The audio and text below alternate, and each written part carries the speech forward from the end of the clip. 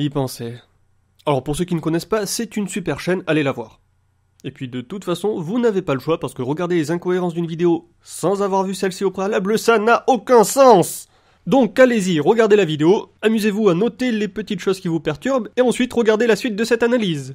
Je vous attends. Oui, c'est un petit truc qui me permettra de gagner 30 minutes de vidéo. Bon, par contre, je préfère préciser, étant donné que j'apprécie son travail, je vais être particulièrement pointilleux. Pour ne pas dire chercheur de merde. Ou, comme on dit couramment, scientifique. Alors, il commence très fort avec un petit blabla, générique, et... Ok, donc ça pue, donc générique. Une demande d'envoi d'un générique qui est déjà passé, c'est un paradoxe temporel! Quoi, une erreur de montage? Non, il a fait exprès. C'est pour argumenter le paradoxe temporel. Pas un paradoxe. Ok, bon, tant pis. Donc ensuite, il nous définit ce qu'est le voyage dans le temps à ne pas confondre avec la perception du temps qui passe. Heureusement, il fait ça de manière assez concise, ce qui nous évite de parler du premier théoricien de la notion de voyage dans le temps, qui a dit un truc du genre si tu dors pendant 100 ans, t'auras eu l'impression de dormir un jour, ou peut-être deux. Mais par rapport aux autres personnes, t'auras voyagé dans le temps, parce qu'ils auront vécu 100 ans, et toi, en fait, non. Et si vous me demandez qui est l'auteur de cette citation, je vous répondrai dans la plus grande joie et l'allégresse que l'on s'en fout. Complètement. Et puis de toute façon, avec les citations sur internet, ils font dire n'importe quoi à n'importe qui. Alors on passe. Non, n'insiste pas, c'est pas la peine. Arrête ça tout de suite. Bon d'accord, c'est Aristote, voilà, c'est lui, c'est encore lui, c'est toujours lui. T'es content? Voilà, ce type est partout. Partout. Enfin, pas partout tout le temps, hein, faut pas déconner non plus. Par exemple, en ce moment, il est seulement derrière toi. Bouh. Et pour répondre à la question que personne n'a posée, la vidéo, c'est pas un peu comme un voyage dans le temps? Non! C'est une représentation du passé qui se déroule dans le présent. Ça n'a absolument rien à voir! Voilà, exactement. Tout ça, c'est pas du voyage dans le temps.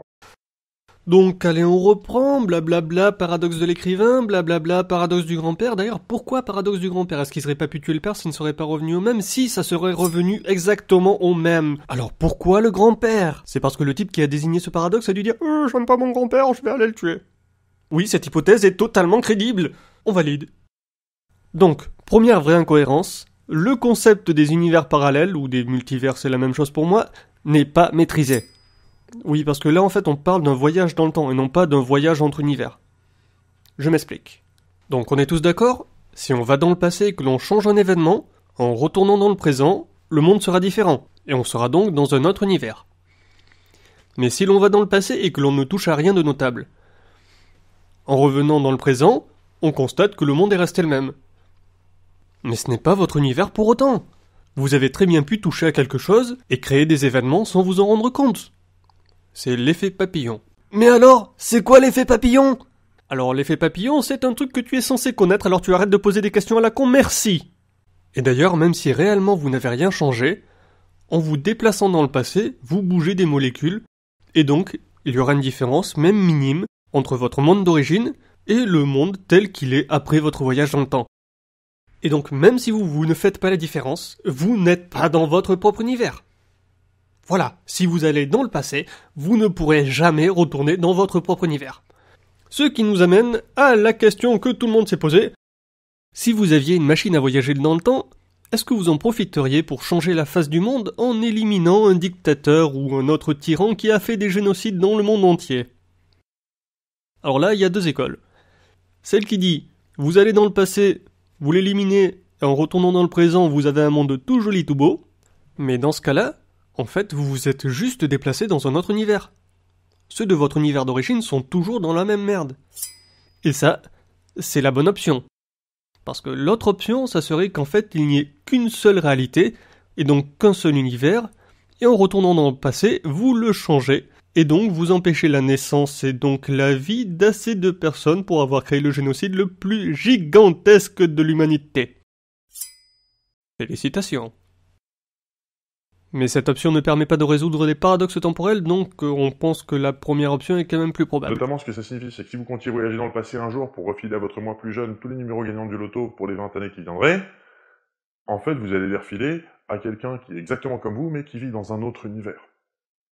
Vous, ça changera rien. Là non plus, je ne suis pas d'accord. Suivons le même exemple.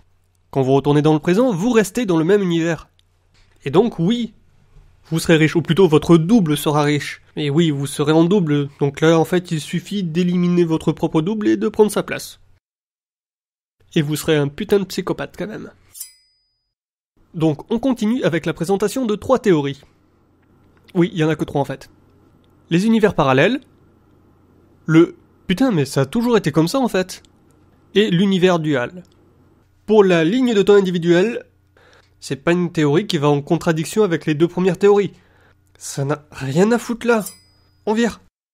Et le multivers dual. Alors, on est d'accord, ça marche, mais il faut un nouvel univers pour chaque paradoxe. Donc en fait, c'est comme un multivers normal, mais ça ne marche pas.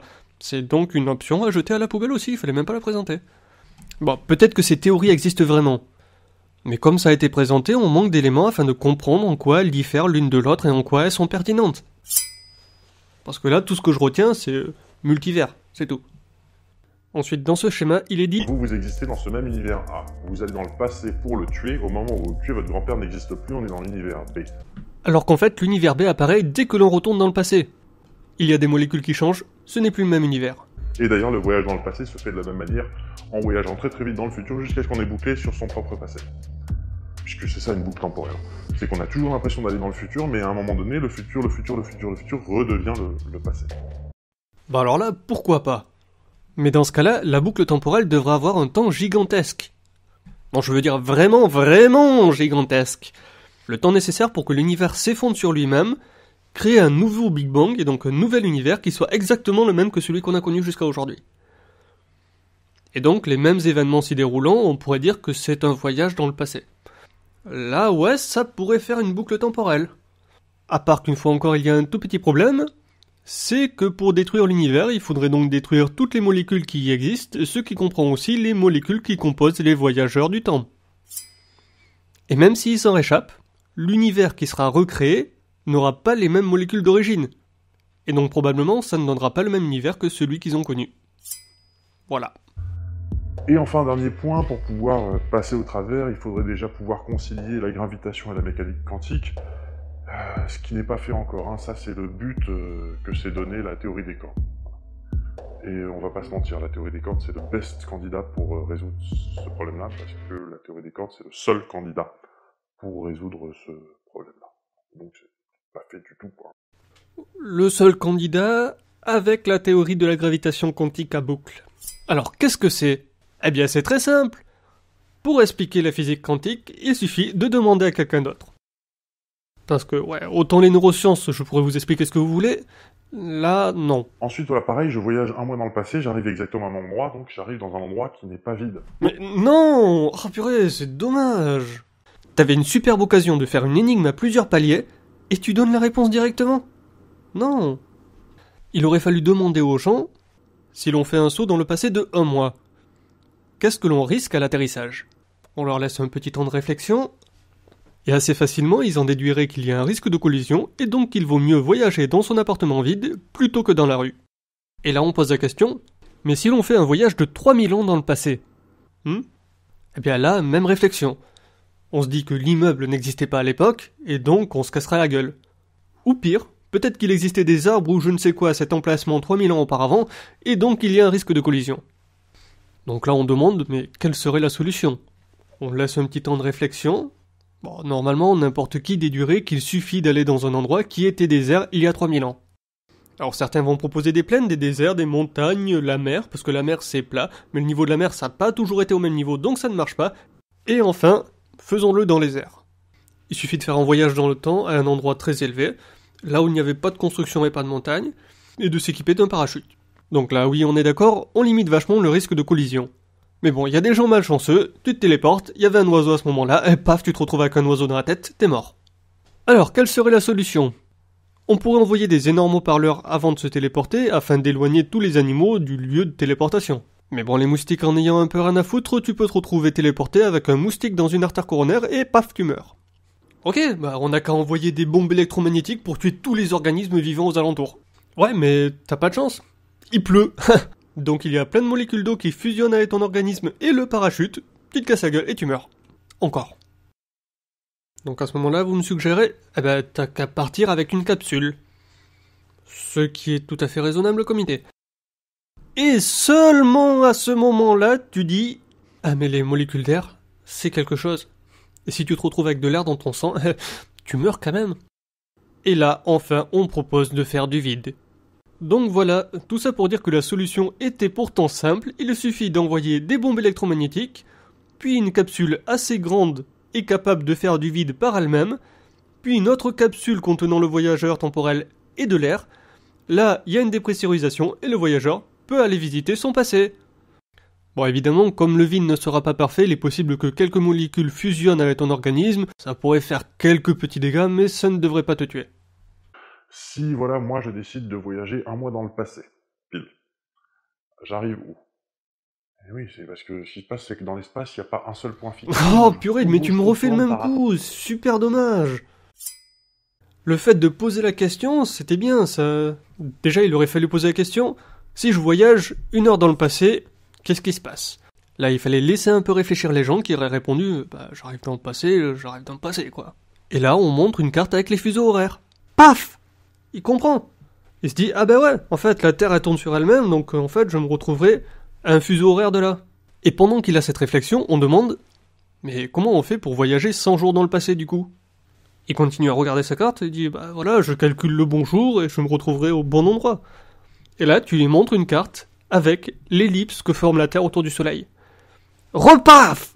Il comprend tout seul que la Terre, bien évidemment, tourne autour du Soleil, et donc il se retrouverait dans l'espace. Et avant qu'il ait le temps de répondre quoi que ce soit, tu lui demandes qu'est-ce qu'il faudrait faire pour faire un saut dans le passé sans prendre le risque de se retrouver perdu dans l'espace à l'atterrissage. Et là, logiquement, il devrait te répondre. Si on fait un saut d'un an pile, normalement on devrait se retrouver sur Terre. Et là, tu lui montres une carte de la galaxie, qui tourne sur elle-même. Et donc, même s'il calcule au bout d'1 an, il se retrouverait à Perpète-les-Oies. Oui, Perpète-les-Oies, ce n'est pas sur Terre. J'ai vérifié sur Google Maps. Donc voilà, ça a fait paf, paf, paf, énigme à 3 niveaux. Là, ça aurait été la classe. Oui, j'aime bien les énigmes. En fait, pour ce problème, je proposerais un point d'ancrage. Du genre quelque chose qui envoie un énorme signal qui soit détectable depuis n'importe quelle époque. Bon, peut-être qu'on sera pas capable de retourner dans le passé avant qu'on ait installé ce signal, du coup, mais... Dernier point, mais pas des moindres, si je voyage 1 mois dans le passé, toujours pile, j'arrive au même endroit, il n'y a rien qui change. Les molécules que je porte maintenant disparaissent de l'univers présent et s'additionnent dans l'univers passé. En fait, la solution est plutôt évidente. Afin de pouvoir transférer des molécules dans le passé, il suffit que la même quantité de molécules du passé viennent dans le présent en contrepartie. Tout simplement. Ça marche très bien la télévision. J'ai rien contre la télévision. Bon, alors là, normalement, je devrais compter un point, mais on va dire que c'est mal exprimé, tout simplement. Parce qu'il est vrai qu'il passe des bonnes émissions à la télévision. Parce que c'est inutile de tergiverser, on est tous d'accord là-dessus. La télévision, pour la plupart des trucs, c'est vraiment de la merde. D'ailleurs, en ce moment, vous êtes sur Internet, vous regardez des vidéos, et s'il n'y a pas de vidéos qui vous plaisent, vous faites autre chose. Alors que la plupart des gens se mettent devant la télé parce qu'ils sont habitués à regarder la télé, et non pas parce qu'il y a une émission qui les intéresse. Faudrait vraiment que je fasse une vidéo, la télé versus Internet. Parce que je vous ferai remarquer que pour l'instant, la télé gagne encore. Donc ensuite, je pourrais critiquer les références, parce que Wikipédia... Faudrait que je fasse une vidéo sur Wikipédia un de ces jours. En fait, c'est bien, ils sont mis à mettre des références, mais combien de ces références se réfèrent à un lien internet vide? Ou alors à un texte qui ne parle pas de ce qui est cité? Bon, d'accord, dans les articles scientifiques, ça arrive aussi, et je le déplore. Quand on veut vérifier une information, si on n'a pas le texte original, c'est super chiant. Et c'est d'ailleurs pour ça que je te le critique, en fait. Parce que pour les vidéos sur Internet, en fait, ça suffit largement. D'ailleurs, pour mes critiques, je vais mettre des références. Oui, ce ne sont que des BD, des films, des séries, des animés et des dessins animés. Alors oui, ce n'est pas très scientifique, mais c'est une dédicace aux personnes qui se font souvent critiquer leur loisir en disant que c'est une perte de temps. Eh ben non, bien utilisées, ces références me permettent d'argumenter avec brousse d'y penser. Et ça, c'est la classe. En conclusion, il faut dire ce qu'il en est, les vidéos d'y penser sont géniales. Et elles mériteraient d'avoir encore plus de vues. Ensuite, si je peux me permettre une petite critique, ça serait pas mal de faire du reviewing avant la publication de la vidéo. Du genre envoyer la vidéo à quelques experts et critiques afin qu'ils valident les propos avant leur publication. Ou bien à faire de la post-publication afin de corriger les erreurs graves ou celles qui sont critiquables ou celles qui font polémique ou qui seraient encore mal interprétées.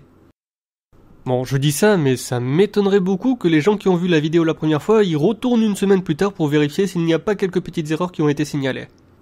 Donc voilà, si cette analyse vous a plu, les prochaines devraient aussi vous plaire, donc vous pouvez vous abonner. Et comme je ne suis pas inscrit sur les réseaux sociaux, si vous pouvez poster mon lien sur quelques Facebook et autres trucs, ça serait sympa. Petite dédicace à tous ceux qui font d'Internet un média plus intelligent. Merci. Vraiment.